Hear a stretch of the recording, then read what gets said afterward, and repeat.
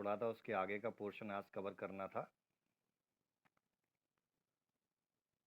तो उस पोर्शन को कवर करते हैं। That is treatment part of rheumatoid arthritis. आम बात का ट्रीटमेंट पार्ट यहाँ पर डिस्कस करेंगे और फिर उसके बाद कुछ भूमिका हम सोरियाटिक आर्थराइटिस की करेंगे, जो इसी का एक पार्ट है। हाँ, कल की वीडियो सॉरी मैं डाल नहीं पाया, वो चैनल के ऊपर डली हुई है, जिस चैनल पे प्रीवियस जो वीडियो डाला हुआ था लेक्चर का, तो आप वहाँ से उसको देख सकते हैं, है ना। और चैनल को सब्सक्राइब कर लीजिएगा, क्योंकि उसके अलावा भी अन्य क्लासेस जो हमारी रहती हैं, अन्य बैचेज जो रहते हैं, उसके भी कुछ ग्लिम्स वहाँ पर रहते हैं, तो आपको आइडिया लगता रहेगा। होल टाइम लाइफ टाइम के लिए वो आपके लिए एक लाइब्रेरी की तरह कार्य करेगा। तो हमने कल जो रूमेटॉइड आर्थराइटिस में चैनल का नेम उसी चैनल पर लिंक डली हुई है। पहले के जो रूमेटोलॉजिकल डिसऑर्डर का जो फर्स्ट लेक्चर था, उसी को क्लिक करेंगे तो ऑटोमेटिकली आ जाएगा। वैसे चैनल का नाम है आयुर्मानव अकेडमी, आयुर्मानव अकेडमी के नाम से चैनल है, उसको आप कर सकते हैं। अपना ऐप भी है, तो ऐप को भी गूगल प्ले स्टोर से भी आप डाउनलोड कर सकते हैं, इसी नाम से ऐप है। वहाँ भी कई फ्री मटेरियल भी उपलब्ध रहता है, पीडीएफ वगैरह भी वहाँ पर करते हैं। कुछ समय बाद मेरी बुक भी आने वाली है जो डिफरेंट डिसऑर्डर पर है, वो बुक की पीडीएफ भी आपको उधर मिल जाएगी। बाकी आगे जो होगा सो आपसे जुड़े रहेंगे, तो कांटेक्ट में आगे की डिटेल आपको मिलती रहेंगी। तो चलिए स्टार्ट करते हैं। जो हमने छोड़ा था कल, रूमेटॉइड आर्थराइटिस की कुछ हमने कंसेप्ट देखे थे। रूमेटॉइड आर्थराइटिस के हमने वहाँ पर दोष दूष्य वगैरह देखे थे, और रूमेटॉइड आर्थराइटिस के कुछ ड्रग्स के हमने परिचय देखे थे।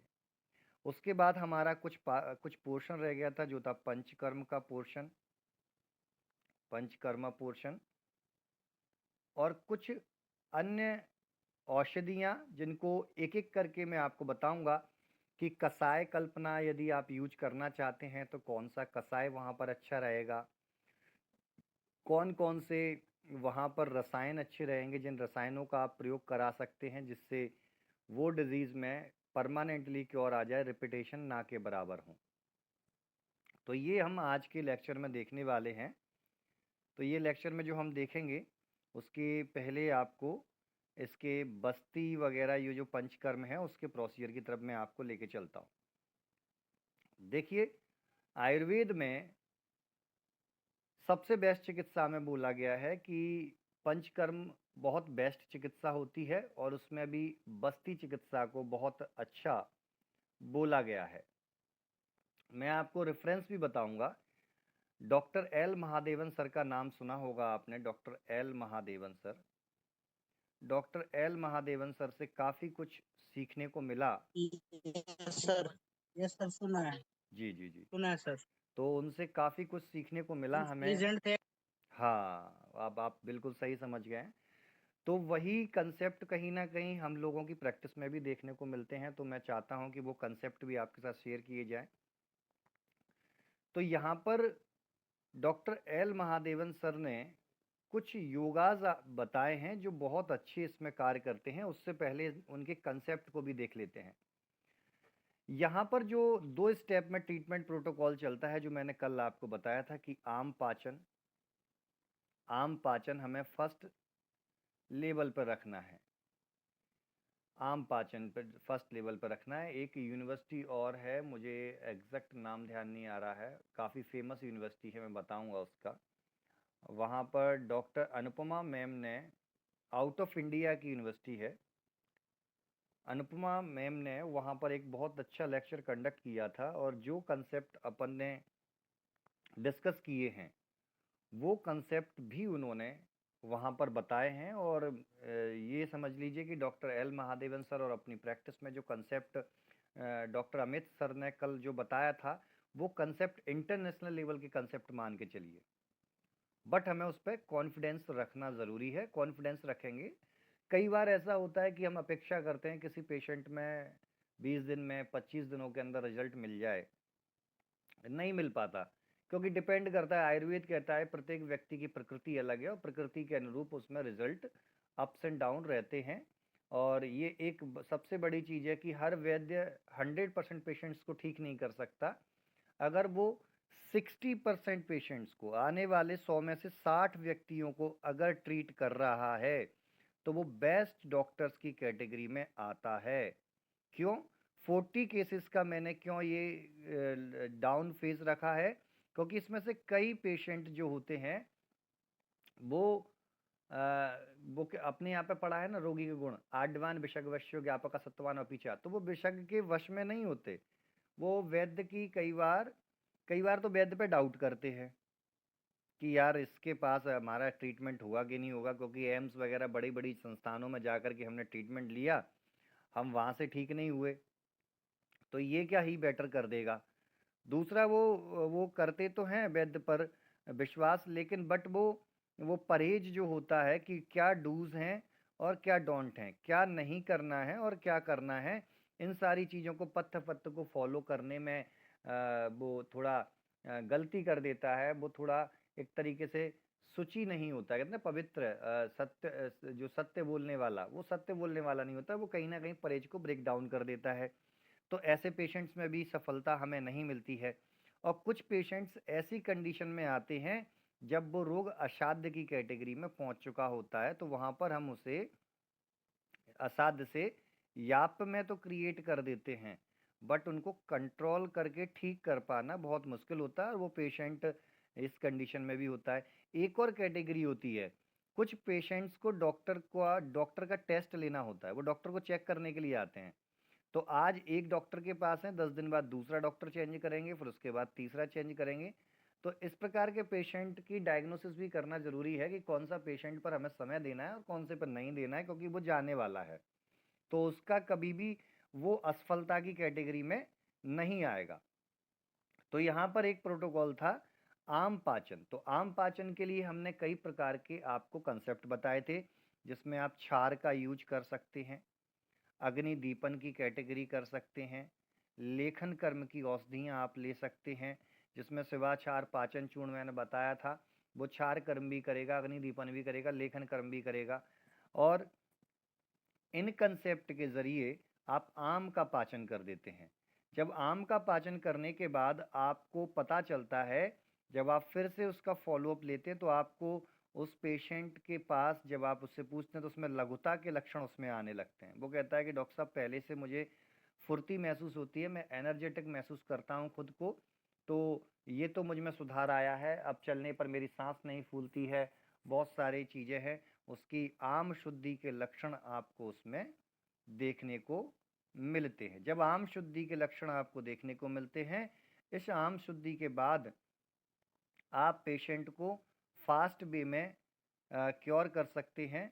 और फास्ट वे में क्योर करने के लिए अब आपको अन्य चिकित्साओं की तरफ जाने का भी प्रयास करना चाहिए, जिसमें कई प्रकार की मेडिसिन्स आती हैं, जिसमें मैंने कल आपको बताया था कि यहाँ पर सिंहनाद गुग्गुलू का प्रयोग आपको करना है। आप यहाँ पर रासना सप्तक क्वाथ, ये शायद मैं कल नहीं बता पाया हूँगा, उसके लिए माफ़ी चाहता हूँ।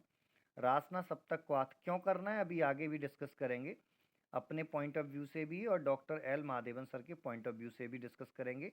रासना सप्तक क्वाथ का प्रयोग कर सकते हैं आप। निर्गुंडी घनवटी आती है, निर्गुंडी घनवटी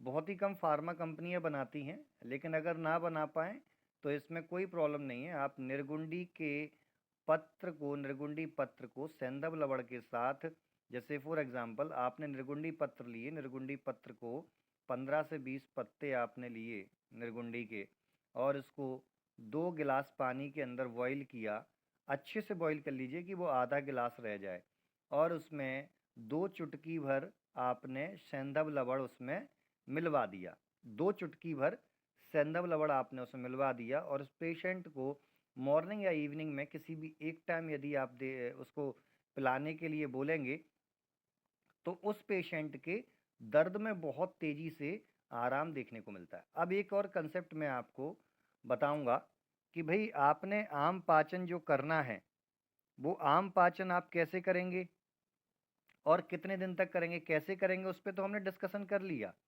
कि भाई ये औषधियाँ हैं, कंसेप्ट भी बता दिया। अब इनको करना कितने दिन है। पेशेंट की फेज में जैसा कि कल मैंने बताया था, आवस्थिक भी होता है, दोषात्मक चिकित्सा भी होती है, दोनों का ध्यान रखना होता है। आप पेशेंट को लेप लगवा रहे हैं, साथ में आप पेशेंट को सिंगनाथ गुगुलू आपने ऐड कर दिया उसी समय पर। अब आप उसके आम पाचन की औषधियाँ भी ऐड कर दीजिए। तो ये 7 दिन तक, 7 डेज,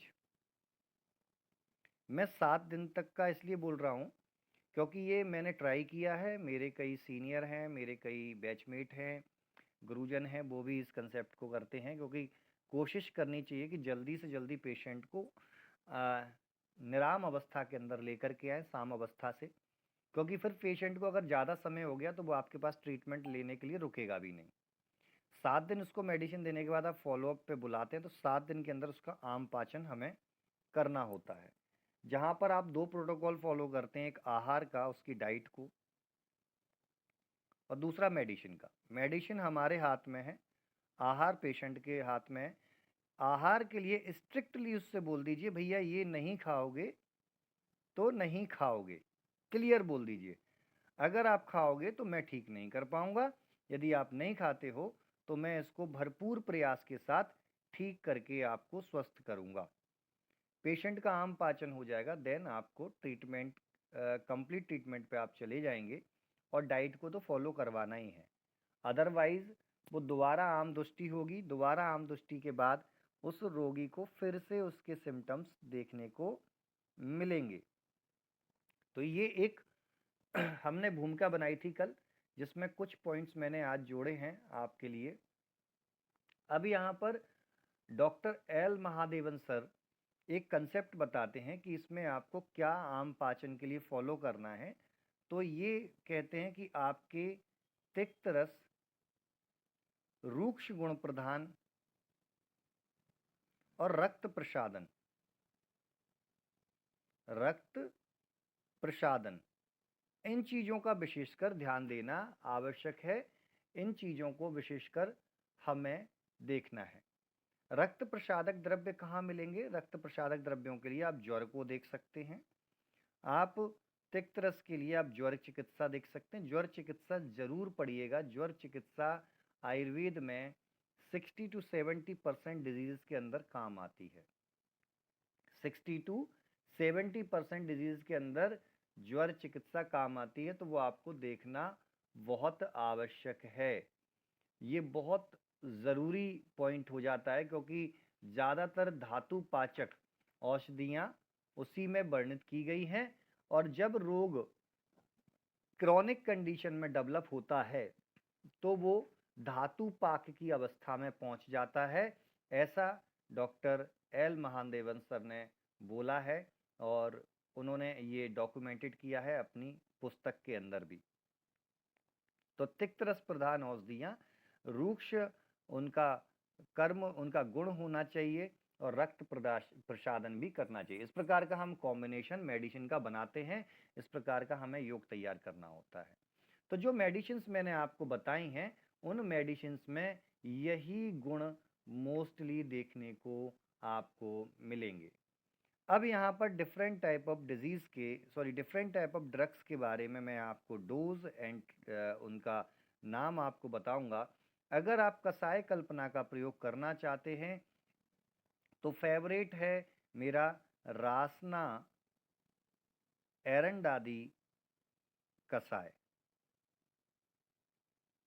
रासना एरंडादी कसाय, ये मेरा फेवरेट है। और इस ये फोटो आपको दिख रहा है डॉक्टर साहब, मुझे बता सकते हैं?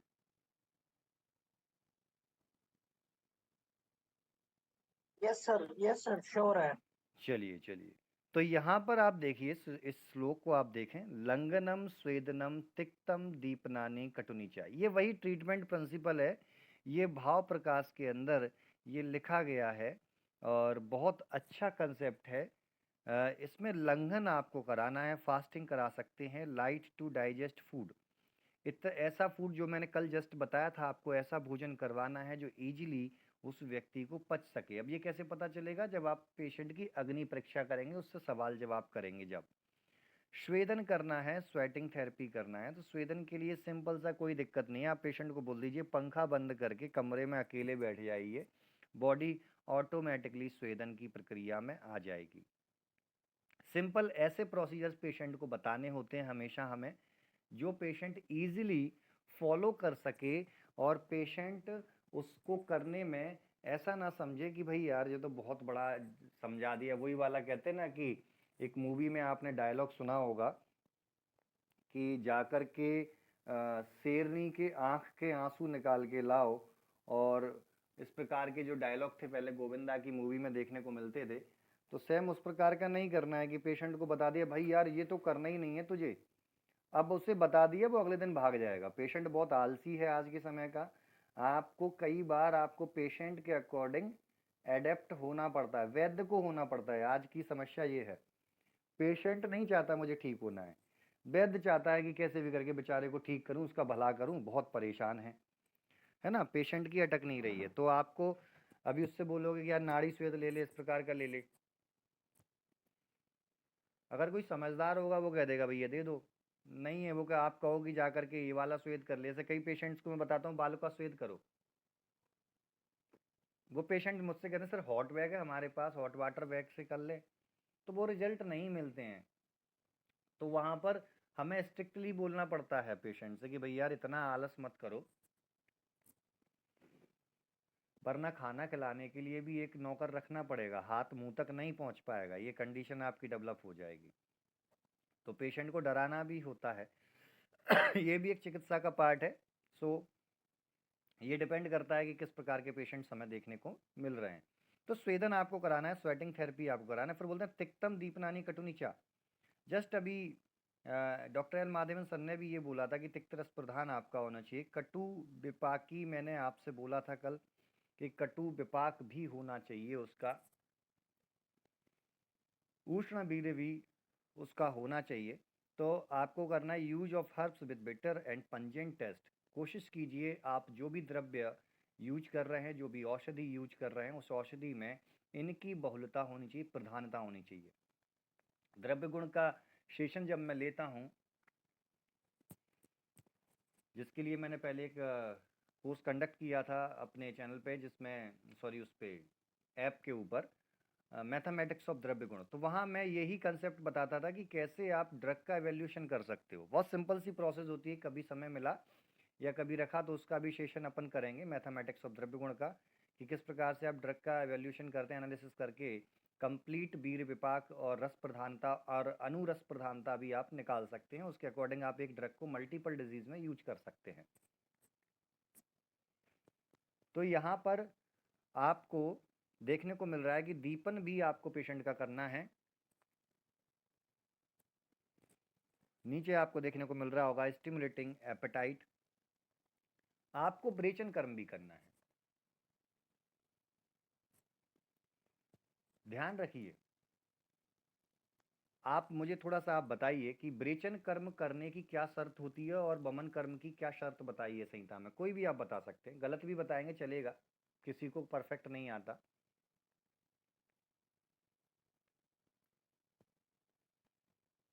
सर रिपीट करना एक बार। मैं क्वेश्चन ये है कि ब्रेचन कर्म अगर किसी पेशेंट का करना है या बमन कर्म करना है, तो क्या उसकी पहली शर्त है जिस शर्त को आपको फॉलो करना पड़ेगा तभी आप उसका ब्रेचन या बमन कराएंगे। शास्त्र में ऐसा क्या लिखा गया है?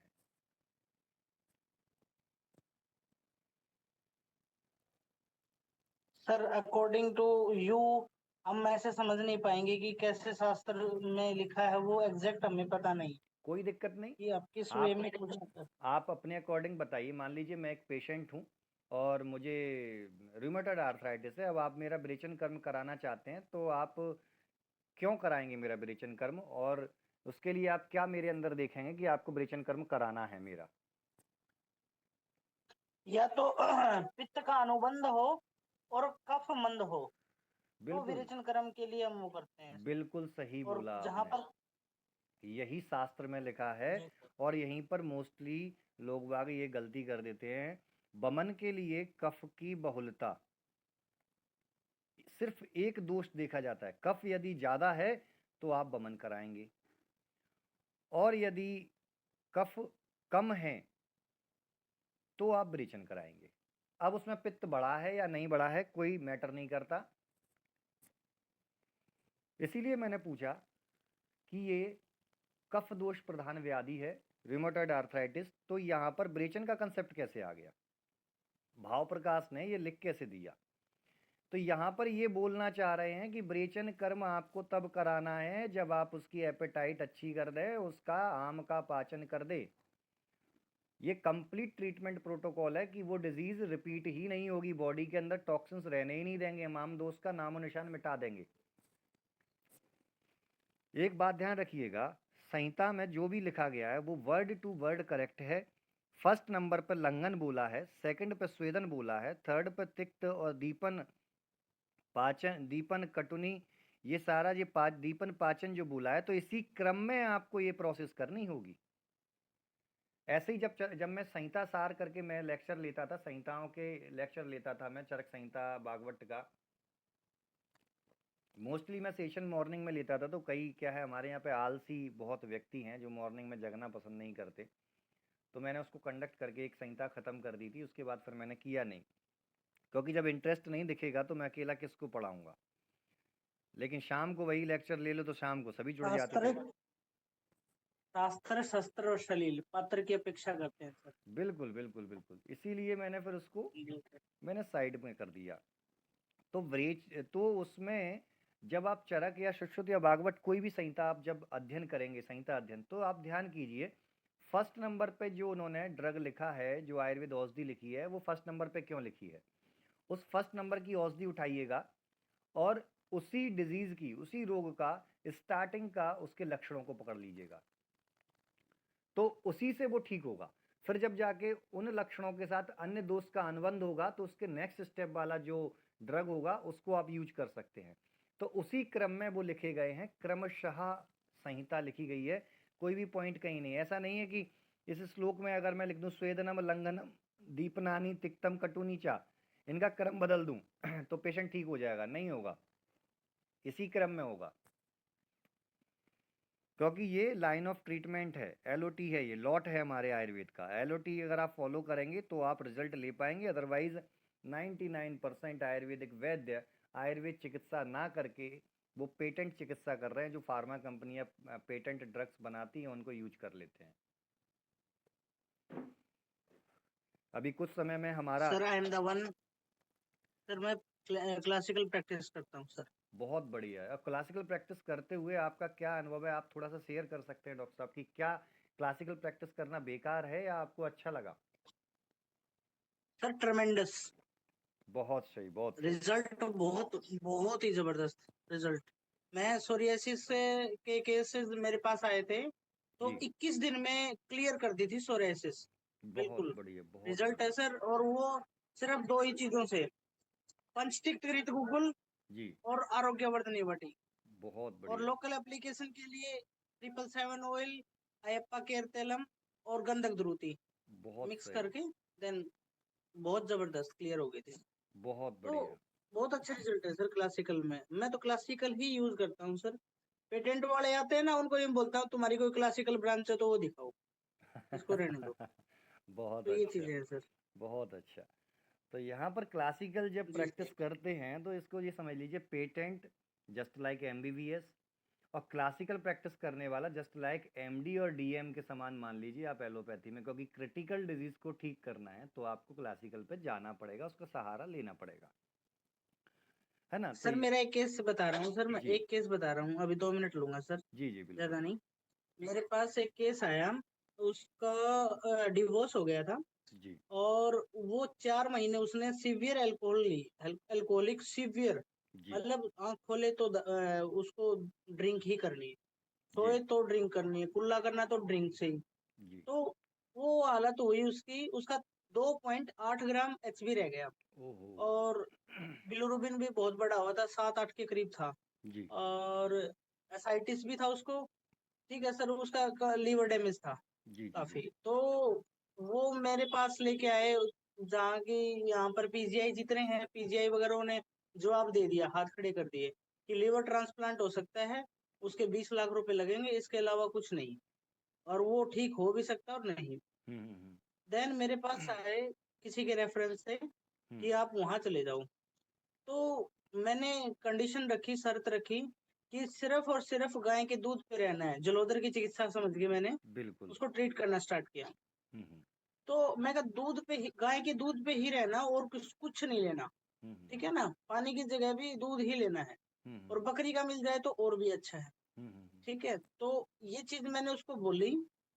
तो वो पेशेंट है ना, बीच में एक्चुअली जेल में भी चला गया, वहां तो कौन दूध पिलाएगा। जी जी। लेकिन जब उसने रखा ना सर, 1 महीने में उसका 10.5 HB हो गया। बहुत और बढ़िया। उसका जो कामला था वो भी चला गया। और पेशेंट बेड रिडन लेके आए थे मेरे पास, जी। वो बिल्कुल स्वस्थ हो गया। लेकिन वो फिर भाग गया। वो फिर दोबारा मतलब अल्कोहल एडिक्ट था। तो जी फिर जी। वो उसने समझे ना, उसके घर वाले बोले सर आपने तो जीवन दान दे दिया, अब आगे अब इसकी मर्जी है। तो मतलब मैंने देखा सर वो चीज कि भाई हम अगर उस चीज पे रखते हैं, वो बोलते हैं ना प्रोटीन प्रोटीन प्रोटीन, जी। तो वो प्रोटीन दूध में प्रोटीन ही तो है और क्या है। बिल्कुल तो बिल्कुल। हमारा सिद्धांत इस तरह से काम करता है। और बिल्कुल। उसको बहुत 1 महीने में क्लासिकल उससे सर अर्क मकोए, अर्क कासनी और इनसे है ना बहुत अच्छा रिजल्ट आया सर को। मतलब मैं आपको बताऊं सर, वो ना मतलब हाथ जोड़ते हुए उन्होंने 3 केस भेजे उन्हीं के गांव से, लीवर के ही ऐसे ही। तो बहुत बढ़िया। मतलब हमें क्लासिकल में रिजल्ट मिलता है सर, वाकई में। बिल्कुल बिल्कुल। बहुत अच्छे रिजल्ट आते हाँ हैं जी जब सर। पेशेंट इस प्रकार के आते हैं, और ऐसे में काम करने में भी मज़ा आता है। तो यहाँ पर जो क्रम बताया है उसमें ब्रेचन करना है, स्नेहन करना है, देन बस्ती कर्म को आप प्लान कर सकते हैं। इसमें एक चीज़ मैं बताना चाहूँगा, अगर पेशेंट को ब्रेचन की आवश्यकता है तो आप करा सकते हैं, अदरवाइज़ बस्ती को भी दे के आप उसमें करा सकते हैं। ये ऑप्शनल है, आप बस्ती उसमें दे सकते हैं, वैतरण बस्ती का प्रयोग कर सकते हैं, एरंड मूलादि बस्ती का प्रयोग कर सकते हैं आप। इस प्रकार से योग बस्ती का प्रयोग कर सकते हैं, जो डिपेंड करता है कि आपको किस में ईज़िली आप उसको अप्लाई कर सकते हैं पेशेंट पे। ये क्रॉनिक कंडीशंस में जा कर के देना है, जब पेशेंट का 600 700 800 के आसपास आर ए फैक्टर आ रहा है। या फिर उसके बाद बोला है रूक्ष श्वेदो विघातव्यो बालुका पुटकस्तथा।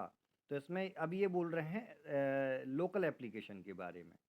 पहले उन्होंने बोला इंटरनल और पंचकर्म, फिर उसके बाद लोकल एप्लीकेशन जिसमें आपको बालुका श्वेद करना है, और आपको उपनाह भी आप इसमें कर सकते हैं, और स्नेह विवर्जिता, आपको उसको ऑयली चीज़ों से दूर रखना है। एक उन्होंने इस प्रकार से avoid using any kind of oily substance, तो इस प्रकार से उन्होंने बोला है।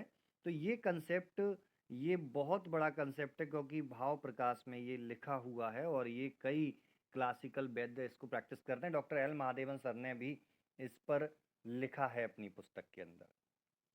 तो फिर से हम अपने वाइट बोर्ड की तरफ चलते हैं, जिससे हम और एक्सप्लेनेशन देख सकते हैं। तो यहाँ पर वाइट बोर्ड में मैं कुछ आपको ड्रग्स के नाम बताऊंगा उनको आप नोट डाउन भी कर सकते हैं। यहाँ पर अमृतोत्तरम कषाय है। जैसा कि मैंने बताया कि मेरा तो फेवरेट रासना एरंडादी कषायम है। डिपेंड करता है कि हमें किससे रिजल्ट मिल जाए। गुड़ुच्यादि कषायम है जिसका आप प्रयोग कर सकते हैं। आप पंचामृत कषायम, पाचनामृतम कषायम के नाम से भी आता है, उस पाचनामृतम कषायम का भी आप प्रयोग कर सकते हैं। पाचनामृतम कषायम का, है ना, ये इजीली नहीं मिल पाते हैं, इसलिए जो अवेलेबल हो आपके यहाँ पर उसका प्रयोग कर सकते हैं। अब अगर हम टैबलेट्स पर बात करें, टैबलेट्स पर मैं आपको कल बता ही चुका था काफ़ी टैबलेट्स के बारे में, काफ़ी मेडिसिन्स के बारे में। तो मैं यहाँ पर कुछ एक्स्ट्रा जोड़ना चाहूँगा। उन एक्स्ट्रा में हमारा सड़धरण टैबलेट आती है, सड़धरण टैबलेट आती है, सड़धरण चूर्ण भी आता है, गुडुचि सत्व भी इसमें आप प्रयोग कर सकते हैं, क्योंकि एक इम्यूनोलॉजिकल डिसऑर्डर है। गुडुचि सत्व का प्रयोग आप कर सकते हैं, इसकी टैबलेट्स भी मिल जाती हैं। सुदर्शन बटी का भी प्रयोग कर सकते हैं। कैसे कर सकते हैं? सुदर्शन बटी ज्वर चिकित्सा में वर्णित है। मैंने आपको बताया कि ज्वर चिकित्सा का भी यहाँ कंसेप्ट लगेगा, क्योंकि यहाँ पर तिक्त, रूक्ष और रक्त प्रसादक औषधि के रूप में आप सुदर्शन बटी का प्रयोग कर सकते हैं। कैशोर गुग्गुलू का भी मैंने कल आपको बताया था कि आप योगराज गुगलू का भी प्रयोग कर सकते हैं। बस सिद्धांत आपका वहाँ पर कंसेप्ट लागू होना चाहिए, ये सबसे बड़ी शर्त होती है। चूर्ण में वही षडधरण चूर्ण जैसा मैंने बताया। इसमें पंचसम चूर्ण का भी आप प्रयोग कर सकते हैं। पंचसम चूर्ण आपको 5 मिलीग्राम हॉट वाटर के साथ मॉर्निंग में और रात में खाना खाने के बाद देना है। पंचसम चूर्ण आप दे सकते हैं। गुडूची चूर्ण आप दे सकते हैं। गिलोय का आप सिंगल हर्ब का पाउडर भी आप इसमें प्रयोग कर सकते हैं। डिपेंड करता है आप कितनी मेडिसिन देना चाहते हैं। मेरा तो मोस्टली टारगेट रहता है 3 to 4 मेडिसिन ओनली मैं प्रिस्क्राइब करता हूँ। ज़्यादा पेशेंट को खिलाने पर मैं फोकस नहीं करता, क्योंकि मेरे यहाँ की प्रैक्टिस ऐसी है, यहाँ पेशेंट ज़्यादा मेडिसिन नहीं खाना पसंद करता। मुझे लगता है शायद हर जगह यही कंडीशन होगी। लेप में आप प्रयोग कर सकते हैं। कोल कुलत्थादि क्वाथ का आप प्रयोग कर सकते हैं। कोल कुलत्थादि जो लेप आता है, कोल कुलत्थादि, इसको लगाने का तरीका होता है, मट्ठे के साथ बनाया जाता है ना। मट्ठे के साथ जितना खट्टा मट्ठा होगा उसमें इसको मिलवाएंगे और मिला करके इस लेप को चढ़ा देंगे। तवे पे गर्म करना होता है हल्का सा, उसको लेप को चढ़ाना होता है। 15 मिनट के लिए चढ़ाइए। 15 मिनट बाद आप गर्म पानी कीजिए, उसमें 2 चम्मच आपको नमक डालना है और उससे वॉश करना होता है। ये एक प्रोसीजर है, इस प्रोसीजर को आप फॉलो कर सकते हैं। कोटन चुकादी लेपम रहता है।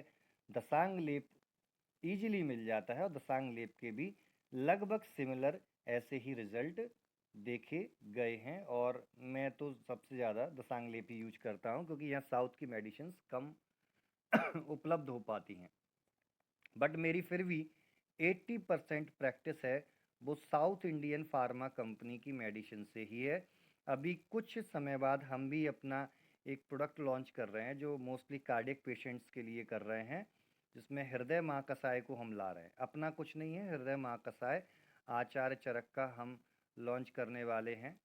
तो हमारी बात चल रही है एक कंपनी से, जिसको हम ये मैन्युफैक्चरिंग के लिए अपने से टाई अप करने के लिए बात चल रही है। अगर उनके रिजल्ट्स हमें अच्छे मिले ट्रायल बेस पे, जो हम ट्रायल कर रहे हैं अपने वैद्यों के साथ, तो उसको लॉन्च करेंगे। अदरवाइज़ हम लॉन्च नहीं करेंगे, क्योंकि रिजल्ट ओरिएंटेड प्रोडक्ट ही हम देना चाहते हैं। तो इस प्रकार से धीमे धीमे करके हर डिजीज़ पर जाएंगे। पहले कार्डियक पेशेंट्स पर हम जाना चाहते हैं, क्योंकि रिसेंटली मेरा थोड़ा कार्डियक पेशेंट्स की तरफ रिसर्च पॉइंट ऑफ व्यू से ज़्यादा फोकस है। तो फिर यहाँ पर कुछ रस औषधियों का मैं प्रयोग करना चाहूँ, तो जैसे मैंने अग्नितुंडी बटी सर कर। जी जी। सर सर जी डॉक्टर सर साहब। आप मैं हूँ तो आपसे बिल्कुल ही वो छोटा एक्सपीरियंस में भी छोटा ही हूँ। बट मैं एक चीज शेयर करना चाहूँ सर। आपका आपने बोला ना मेरा कार्डियक में इंटरेस्ट है। जी जी जी। तो मैंने जो देखा है मेरे क्लिनिकल एक्सपीरियंस में, जी जी। एक ना क्रीज बनती है कान पे हमारे। हम्म। उसको उसको बोलते हैं फ्रैंक साइन। जी जी जी। हेलो। हाँ जी हाँ जी जी डॉक्टर साहब। उसको फ्रैंक साइन बोलते हैं सर। एक जी। डायगोनल क्रीज बनती है। हम्म। जो हमारा ईयर लोब होता है ना, जहाँ बाली पहनी जाती है, लेडीज में बाली पहनते हैं। हाँ हाँ। तो वहाँ वहां पर एक क्रीज छपती है। उस क्रीज से हम अंदाजा लगा लेते हैं कि इसको कार्डियक इशू है या होने वाले हैं। जी जी जी।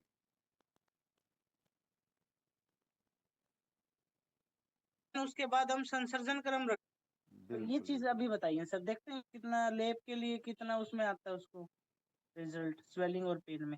जी जी जी। नहीं, बहुत अच्छे आपको रिजल्ट मैं मिलेंगे। डेफिनेटली मिलेंगे आपको मतलब रिजल्ट। 3 से 4 दिन में मैंने उनको बोला कि ये स्वेलिंग कम हो जाएगी और पेन भी कम हो जाएगा। बिल्कुल वो बिल्कुल। कह रहे थे कि कोई ऐसी दे दो डॉक्टर साहब, कोई पेन के लिए एक अलग से पेन की दवाई दे दो आयुर्वेद में, कि आज रात को ठीक रहे। मैं कहा देखो वो मॉडर्न का काम है, हम आम पे फोकस करते हैं, पेन बिल्कुल पे नहीं। बिल्कुल। ठीक है ना। आम का पाचन हो जाएगा तो ऑटोमेटिकली कम हो जाएगा पेन। और लोकली ऑटोमेटिक। आम के पाचन के लिए हम ये चीज दे रहे हैं, बिल्कुल बिल्कुल। लेप वगैरह। ये जी सर। बहुत से अच्छे कंसेप्ट हैं डॉक्टर साहब आयुर्वेद में, लेकिन क्या है कि आज की जो जनरेशन है ना, ये जनरेशन थोड़ा मॉडर्न हाँ ज़्यादा जी हो गई है, जिसकी वजह से वो मेन कंसेप्ट्स को नहीं फॉलो करती है। लेकिन मुझे एक बात की बहुत खुशी हुई, आपसे इतना बहुत कुछ सीखने को मिला। और आप जो प्रैक्टिस कर रहे हैं वो प्रैक्टिस बहुत अच्छी कर रहे हैं। मैं जी उम्मीद करूँगा कि आप इसी प्रैक्टिस को कॉन्टिन्यूसली करते रहिए। देखिए, जब अपन को जी किसी सर। क्षेत्र में खेलना ही है तो छोटे लेवल पे क्यों खेलें, अच्छे हाँ लेवल पे खेलें। थोड़ा समय लगता है अच्छा प्लेयर बनने में, बट एक बार बन गए ठीक तो बात है उसके सर। उसके बाद फिर पूरी टीम उसी प्लेयर के नाम से जानी जाती है ना? तो ठीक शॉर्टकट बात के है सर। चक्कर में कभी पढ़ना नहीं है। काफ़ी वैद्य मैं देखता हूँ आजकल नए जो युवा हैं, जो मैं क्लासेस लेता हूँ, वो सिर्फ एक ही चीज़ जी बोलते सर। हैं कि सर इतना डिटेल में मत जाइए, सर हमें डायरेक्ट मेडिसिनल ट्रीटमेंट बताइए। अब मेडिसिनल ट्रीटमेंट के लिए किसी भी बुक को खरीद के आप उससे सीख सकते हो क्या उसमें क्या है। उसमें पढ़ सकते हैं, हाँ, सही बात है उन सर। मेडिसिन को उस रटिए और देखते वो आ भी जाइए। जाती है 5 से 7%। हम्म, हाँ, ये तो है ही, कॉन्सेप्ट समझना पड़ता है सर। मेडिसिन तो हर कोई अवेलेबल नहीं होती हमारे पास। अगर हम उन्हीं से भी काम चला सकते हैं, अगर हमारे पास 15-20 दवाइयाँ भी है, तो मे- बहुत सारे लोग प्रैक्टिस करते हैं 15-20 में भी। मेरे ठीक है ना, पास लेकिन डॉक्टर उसके साहब, बाद कॉन्सेप्ट समझ में आना चाहिए। मेरे पास 15-20 से ज़्यादा मेडिसिन भी नहीं है क्लिनिक में, और मैं ये जानबूझकर ही ज़्यादा नहीं मंगाता, क्योंकि जितने ज़्यादा ऑप्शन होंगे हम उतनी चीज़ों को ट्राई करेंगे। लेकिन जब लिमिटेड संसाधन होंगे तो हम अपने दिमाग को ट्राई करेंगे कि कहाँ पर युक्ति लगा सकते हैं। और जी इस सर। चीज़ से इतना बेनिफिट मिला कि एक तो काफ़ी कंसेप्ट क्लियर हुए कि इस मेडिसिन को कहाँ यूज करें, बार बार बुक्स उठानी पड़ती है, बार बार कॉल करते हैं, और तो वो एक्स्ट्रा कंसेप्ट दिमाग में आते हैं। तो वही मैं कहता हूँ जी अपने सर। स्टूडेंटों से कि सिद्धांत पे फोकस करो, सिद्धांत के अकॉर्डिंग चलोगे कभी फेल नहीं होगे।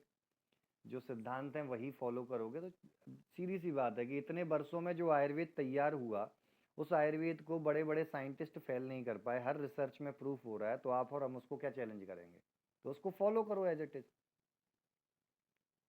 सर मेरी बेटी जब पैदा हुई ना, जी तो मैं जब अपने आयुर्वेद वालों में, मैंने तो उसको सोचा था कि मैं इसको कोई वैक्सीन नहीं लगवाऊंगा। जी और वो प्योर आयुर्वेदिक बच्ची है मेरी। और जब वो पेट में थी, तो 6 महीने के बाद उसका स्वर्ण प्राशन स्टार्ट किया था मैंने, मदर को। जी जी और जब वो पैदा हुई तब से उसका स्वर्ण प्राशन है। उसका कोई वैक्सीन नहीं है। और वो टच वुड, वो अभी तक है ना, लिटरली 1 या 2 बार मुश्किल से बीमार हुई है। लो। और वो मतलब उसको 25 ml का पस भी बना था हम्म। यहाँ पर कान के नीचे। उसको कोई इन्फेक्शन कैच कर लिया था। जी वो 25 ml का पस चीरा लगने के बाद, चीरा लगाने के लिए बोला था मॉडर्न में भी। जी बट मैंने मना कर दिया। मैंने उसको दशांग लेप से, रस सिंदूर से, वरुणादि क्वाथ से और सेप्टिलिन से उसको बिल्कुल कवर कर दिया। 105 डिग्री फीवर था, व्रत कस्तूरी भैरव रस दिया जी। और ठीक हो गई। बहुत इस चीज बढ़िया। से मैंने 1 सप्ताह में उसको कवर किया। प्योर आयुर्वेद पे विश्वास रख के आयुर्वेद से ही मैंने ट्रीट किया सर उसको। राइट नाउ बिल्कुल हेल्दी है, बहुत अच्छी है, इंटेलेक्चुअल भी बहुत अच्छा है, सब कुछ अच्छा है सर।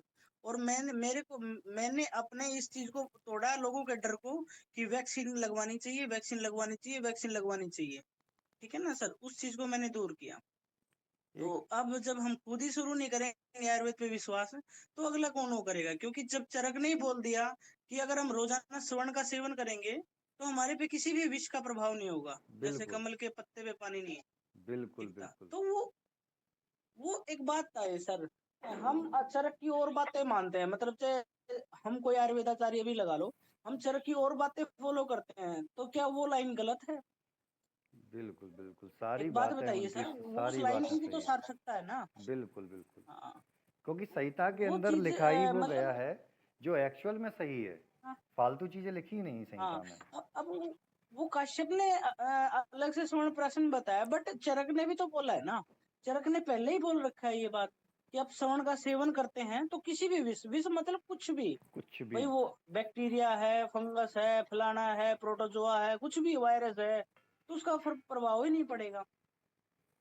और एक्चुअली में कोई से भी तो वायरस या बैक्टीरिया हो, उससे लड़ने की क्षमता तो खुद बॉडी ही डेवलप करती है ना। तो बॉडी को ही इतना जी सक्षम सर, चरक ने बिल्कुल। बनाने के लिए बोला है कि अपनी बॉडी को इतना सक्षम कर लो कि वो उनसे लड़ सके। और कोई सा भी पैथोजन, चाहे आगंतुक अब सर। व्याधि हो, वो जाके तीनों दोषों को ही हाँ इम्बैलेंस जी करने सर। वाली है। अब एक बात है सर, रोज मेरे को 500 मच्छर काटते हैं। अब जी। ऐसे थोड़ी कि मेरे को मलेरिया ही हो जाएगा। क्योंकि बिल्कुल बॉडी सही होगी तो ऑटोमेटिकली कुछ नहीं होगा मुझे। तो वही बिल्कुल। बातें हैं यहाँ पे। ठीक है ना, तो सर वो कोविड के तो और समय बातें, पे। लेकिन डर रहता है ना। वो उनको इम्यूनाइजेशन क्यों नहीं करवाया? हाँ, नेशनल इम्यूनाइजेशन शेड्यूल है ये, फलाना है, ढिमकाना है ये। तो ये चीजें है ना, मतलब लोगों को हमें ग्राउंड लेवल पे मेहनत करके सर इन चीजों को अवेयर करना पड़ रहा है, और बिल्कुल वो बिल्कुल हमारा कर्तव्य भी है ना, तो इस करके हमने लोगों की मानसिकता बदल रहे हैं धीरे धीरे। बिल्कुल बिल्कुल। तो मैंने सही आयुर्वेद, सीधा आयुर्वेद वही चुना, सटीक आयुर्वेद, कि ना तो मैं, मेरा विजन ही क्लियर है कि मैंने आयुर्वेद में ही काम करना, चाहे थोड़ा ही हो मेरे से, लेकिन करना आयुर्वेद। बिल्कुल बिल्कुल हाँ जी सर, तो ये चीजें हैं। बिल्कुल। एक दो चीज और हैं क्लियर करनी है सर आपसे, क्योंकि मेरे पास ऑटोइम्यून डिसऑर्डर के बहुत आते हैं, जैसे हशीमोटो थायरोइडाइटिस है वो आता है, तो उनमें कुछ रिजल्ट है ना मेरे को कम मिल पाते हैं सर, वो एंटी-टीपीओ है, वो डाउन नहीं हो पाता ज्यादा, तो मैं उसमें अभी तक मेरा कोई अच्छा एक्सपीरियंस नहीं है सर। तो मैं वही रसायन का आपसे कॉन्सेप्ट पूछना चाह रहा था कि भाई हम थायराइड में कैसे करें, ठीक है, कुछ और भी डिसऑर्डर आते हैं जिनमें हम कैसे वो कर सकते हैं, मोस्टली थायराइड के बहुत ज्यादा आते हैं जो हशीमोटो में है। एक एक काम कीजिएगा डॉक्टर साहब, आपके पास जो भी पेशेंट्स का जो रिपोर्ट्स हों, उनकी जो हिस्ट्री हो, हाँ जी सर। आप मुझे पर्सनली भेजिएगा, मैं थोड़ा उसका स्टडी करके एक अपन 1-to-1 डिस्कशन रखेंगे उस पर, तो काफ़ी डिटेल में अपन उसको ठीक है सर, समझेंगे। थोड़ा मैं केस स्टडी समझना चाहूँगा आपकी, है ना, तो उसके समझ अकॉर्डिंग उस गया पर मैं अपन सर, करेंगे। कोई बात नहीं सर। और एक एक चीज और देखी सर मैंने, जी। एक है ना सबीबा करके, एक वो है, मतलब वो द्रव्य गुण से है मैडम, हम्म। वो बहुत सारी जगह पंचकर्म को नकारती हैं, हम्म। ठीक है, वो त्रिशूर है, मतलब केरल कारल में है वो, हम्म। रमैया कृष्णन, हम्म। वो फेसबुक पे भी काफी इन चीजों को वो करती हैं, हम्म। ठीक है ना।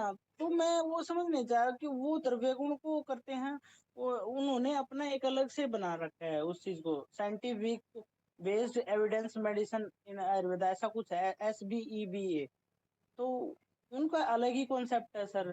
तो हम समझ नहीं पाते भाई हम आयुर्वेद को वो सही है या ये सही है, तो किस तरह वो उनको चीजों को नकारते हैं, ठीक है, उन्होंने अपनी एक मुहिम चला रखी इस चीज के लिए, तो कैसे इन चीजों का हम वो करें भाई, हमारा भाई एकदम वो डिस्ट्रैक्ट हो या ना हो, क्योंकि वो एक्चुअल में सही है या नहीं है। SBEBA, SBB। SB SBEBA। हाँ। अच्छा अच्छा, SBEBA। हाँ हाँ, और क्या द्रव्य बता। गुण में है सर, उन्होंने उन्होंने उन्होंने बुक भी लिखी है अभी द्रव्य गुण की, रमाया कृष्णन तो जी। उनके सर, हाँ, रमैया कृष्णन, मैं आपको उनका वो फोटो भेज दूंगा सर, फेसबुक पे जो उनकी वो है। जी जी, और आप सर मुझे उनका भेजना देखना एक ज़रूर, बार, मैं क्योंकि उनको आप, देखूंगा, स्टडी करूंगा उनको एक बार।